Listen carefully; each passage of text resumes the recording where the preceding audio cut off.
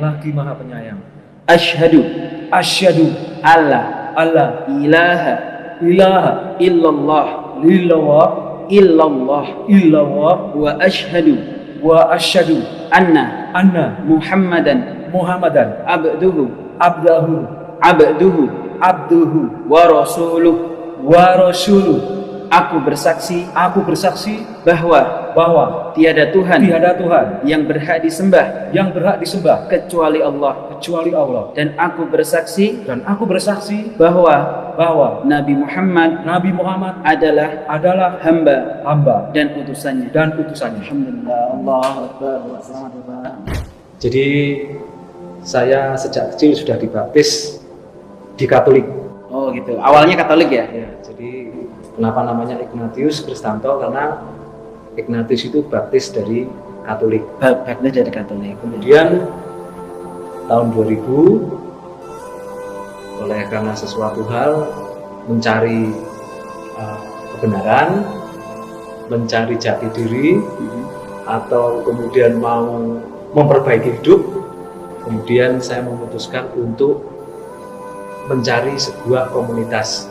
Yang tentunya waktu itu Baru ya? Iya, Amat baru. iya, karena area saya itu ada di area orang Katolik Kristen, dan kemudian ada orang yang kemudian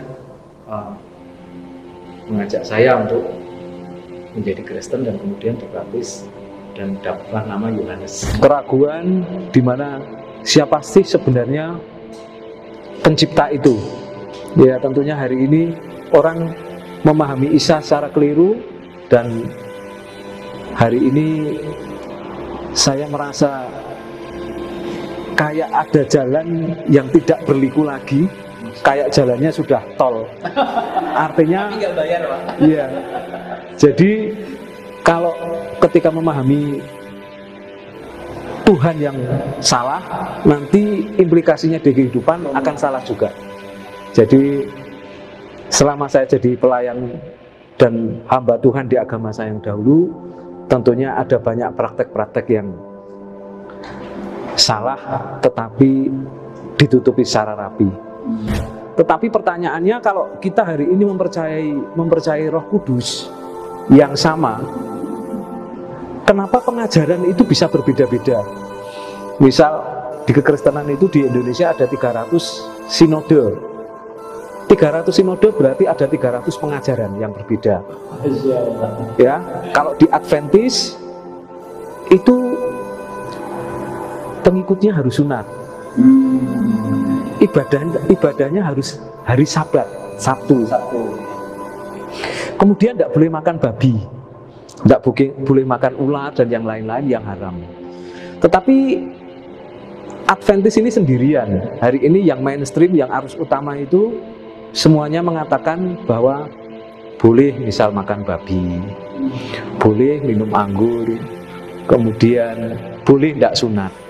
Kalau ada Roh Kudus, harusnya tidak ada pengajaran yang berbeda. Ya, ketika saya kuliah, saya tanya sama dosen saya, loh Pak, lah kalau ada Roh Kudus kenapa pengajarannya berbeda-beda?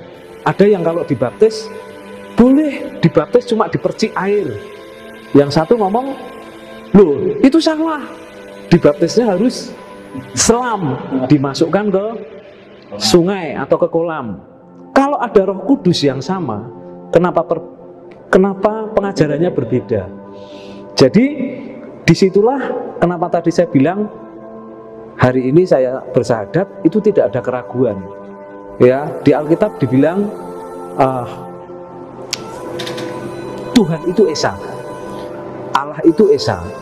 Tetapi kenapa kalau Allah itu Esa, hari ini kita menyatakan bahwa ada 3 pribadi Allah yang berbeda. Tetapi kalau soal teologi, sebenarnya sejak saya ada di Kristen, saya mulai banyak bertanya tentang Kritis gitu pengajaran, tentang pengajaran, dan tentunya itu namanya keraguan atau ambigu, yang kalau dipelajari nanti ketemunya tidak konsisten. Ya, dari pembicaraan ini keterusannya itu nanti tidak ada konsisten yang gini, selalu ada perubahan. Jadi begini, gampangnya begini, aku pas pas dalam keadaan begini aku gunain ayat yang begini. Oh, Ya, misal ada satu pendeta ketika tanya, "Loh Pak, kenapa Bapak tidak sunat?" Ternyata dia takut sunat misalnya, kan? Padahal di Alkitab jelas kalau mereka meniru Ibrahim, mereka meniru Abraham, Ishak dan Nabi Isa, tentunya mereka juga harus melakukan hal yang sama misalnya. Tapi karena mereka takut sunat dari mereka dari suku lain, ras lain yang memang kebiasaan tidak sunat, ya tidak usah tidak sunat. Assalamualaikum warahmatullahi wabarakatuh. Alhamdulillahilladzi hadana li hada wa ma kunna linahtadiya laula an hadanallah. Asyhadu an la ilaha illallah wahdahu la syarika lahu wa asyhadu anna Muhammadan abduhu wa rasuluhu alladzi la nabiyya wa la rasula ba'dah. Wa qala Allah ta'ala ya ayyuhalladzina amanu taqullaha haqqa tuqatih wa la tamutunna illa wa antum muslimun. Wa qala aidan fi ayatil ukhra ya ayyuhalladzina amanu udkhulu fis silmi kaffah wa la tattabi'u khutuwatis syaitan innahu lakum aduwwun mubin. Alhamdulillah. Teman-teman yang dimuliakan Allah, sobat mualaf, sobat hijrah yang dimuliakan oleh Allah Subhanahu wa taala dimanapun Anda berada. Alhamdulillah pada sore hari ini Mualaf Center Yogyakarta kedatangan seorang tamu yang luar biasa yang alhamdulillah beliau ini spesial karena datang ke sini sendiri seorang diri dari Semarang dan Masya Allah datang ke sini untuk menyatakan kesetiaannya kepada Allah, kepada Tuhan semesta alam, dan insya Allah beliau telah memilih jalan ini sebagai jalan pengganti dosa-dosa beliau dalam waktu-waktu yang lalu, dan insya Allah beliau yang biasa disebut Pak Yu atau Pak Kristanto ya, dari Semarang, beliau ini datang ke Yogyakarta untuk mengikrarkan 2 kalimat syahadat, dan beliau ini seperti kita ketahui nanti akan beliau ceritakan sendiri adalah salah satu aktivis gereja. Nanti tepatnya seperti apa akan kita tanyakan ya.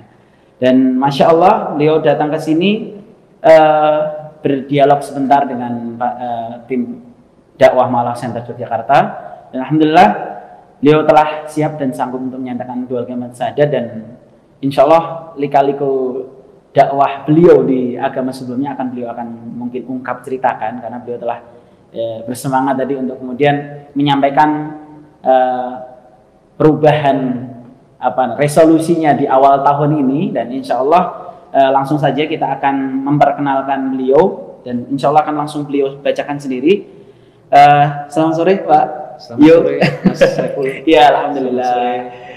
Selamat datang di gedung Mualaf Center Yogyakarta, gedung dakwah, dan ini termasuk Pak Kris atau Pak Yu ini termasuk yang paling awal-awal ya. Kita memanfaatkan di gedung ini baru kita manfaatkan akhir tahun 2020 kemarin, dan alhamdulillah di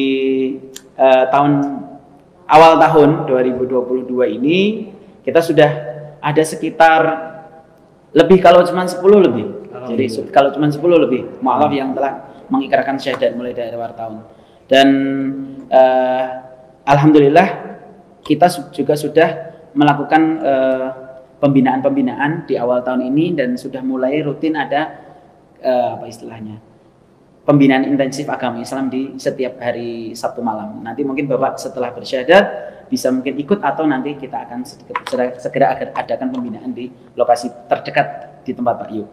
Langsung saja Pak Ignatius, sebelum kami Pak Ignatius Kristanto. Jadi mungkin bisa dijelaskan tadi kok disebut Pak Yu, gimana ceritanya Pak? Oh ya, baik.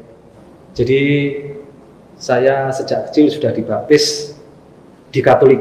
Oh gitu. Awalnya Katolik ya? Ya, jadi kenapa namanya Ignatius Kristanto? Karena Ignatius itu baptis dari Katolik. Baptis dari Katolik. Kemudian tahun 2000 karena sesuatu hal mencari kebenaran, mencari jati diri, atau kemudian mau memperbaiki hidup, kemudian saya memutuskan untuk mencari sebuah komunitas.